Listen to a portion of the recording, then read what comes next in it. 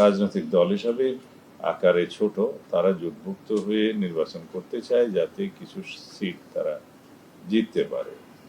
তো সেই বিধানটা সবাই সমর্থন করেছে। এটা পরিবর্তনের জন্য আমাদের কোনো সম্মতি ছিল না, অধিকাংশ রাজনৈতিক দলের কোনো সম্মতি ছিল না। তো গতকালকে এই আইনটা মন্ত্রী ক্যাবিনেটে উপদেষ্টা পরিষদ অনুমোদনের পরে, প্রেস ব্রিফিং এর পরে আমি মাননীয় আইন উপদেষ্টার সাথে ফোনে কথা বলেছিলাম। তো তিনি পরামর্শ দিয়েছেন, হ্যাঁ আলোচনা তো হয়েছিল আপনাদের সাথে, কিন্তু এটা নির্বাচন কমিশনের পক্ষ থেকে এইভাবেই উত্থাপন করা হয়েছে, এখানে কেউ আপত্তি দেয়নি। তা আমি বলেছিলাম যে আপনাদের সাথে আমাদের অনানুষ্ঠানিক আলোচনা হয়েছে, আপনারা সম্মত হওয়াতে আমরা আর এই বিষয়ে প্রেসেও কিছু বলি নাই বা নির্বাচন কমিশনের সাথেও এই বিষয়ে আর কোনো আলাপ আলোচনা করি নাই।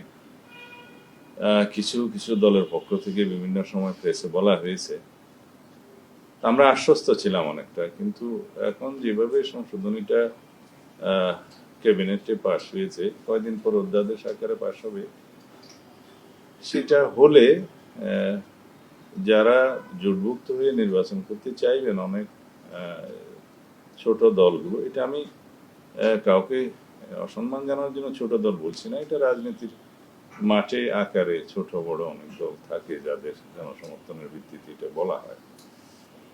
তো তারা জোটভুক্ত হতে উৎসাহিত হবেন না, এবং সেটা তাদের সম্মতি নেই, আমাদেরও সম্মতি নেই। তো এইটা একতরফা ভাবে নির্বাচন কমিশন থেকে এভাবে কেন উত্থাপন করা হলো জানি না।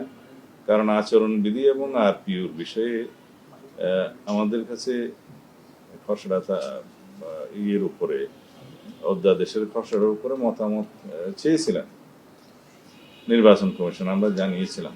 তার মধ্যে যে সমস্ত সংশোধনী এসছে তাদের অধিকাংশের সাথে আমরা একমত, কিন্তু এই বিষয়টা, প্রতীকের বিষয়টা, জোটভুক্ত হলেও দলগুলো নিজস্ব প্রতীকের বাইরে জোটের অন্য প্রতীক নিতে পারবে না, এই বিষয়ে আমরা সম্মত হইনি কখনো।